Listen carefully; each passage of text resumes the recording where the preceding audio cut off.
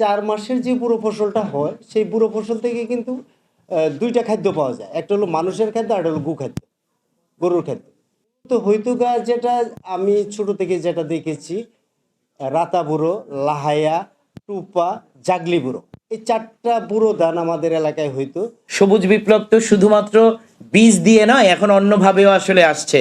এখন আপনার এই যে বিটি বেগুন আরো নানান কিসিমের বিষয় নিয়ে আসলে আমাদের মধ্যে আসলে আসতে চায়। তো এই হাওড়ে এটার দরকার নাই। কেন দরকার নাই দেখেন, যদি এই হাওড়ের ভাষা বোঝে যে ধান, মাটি বোঝে যে ধান, এই টেপি, বোরো, রাতা, বইয়া খাওড়ি, চুরাক ধানের নাম শুনছেন আপনারা?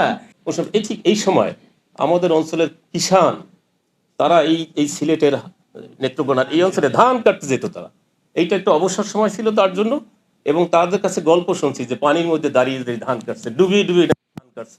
কই সে ধান তো পচে নাই, সেই ধান তারা ওখানে একটা অংশ তারা বাড়িতে নিয়ে গেছে, সেটা দিয়ে তারা সারা বছরের তাদের খাবার হয়েছে সেই ধানে।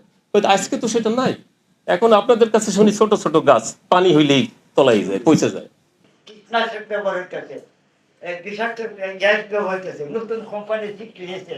আমাদের কাঠামো আছে দিয়ে গেছি বীজ নেয় না, অমুক কোম্পানি দিন দিচ্ছে, এগুলো কেন হচ্ছে?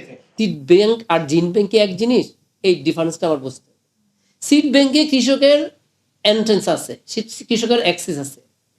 আমার সিড ব্যাংকে আপনাদের ওই যে নেত্রকোনার ভাই বলেন কি সৈয়দ আহমেদ বাচ্চু বাইরনিকে গিয়েছি আমি, ওইখানে আমি একসাথে গিয়েছি। ওখানে একজন চাষি চাইলে 2 কেজি হাফ কেজি বীজ পাবে, কিন্তু আমার ব্রিজ জিন ব্যাংকে যদি একজন চাষি চায় যে আমি হাফ কেজি বীজ চাই, পাবে?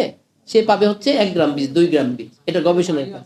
এখন যেখানে হাওড়কে এই যে এখন যে স্যাটেলাইট মানচিত্র করে হাওড়কে ভাগ করেন অতিরিক্ত ঝুঁকিপূর্ণ, কম ঝুঁকিপূর্ণ, মাঝারি ঝুঁকিপূর্ণ, যেখানে অতিরিক্ত ঝুঁকিপূর্ণ সেখানে যাবেন না, সেখানে থাকতে দেন। যেখানে একটু কম ঝুঁকিপূর্ণ সেখানে আপনি এগুলো করেন। যদি সবুজ বিপ্লব যদি আসলেই এত ভালো হতো, তাহলে এখনো কেন মানুষ না খেয়ে মরে? শুধু সবুজ বিপ্লব যে খাওয়া যে পূর্ণ করতে পারেনি তা না, সবুজ বিপ্লবের মাধ্যমে অনেক রোগ আসছে।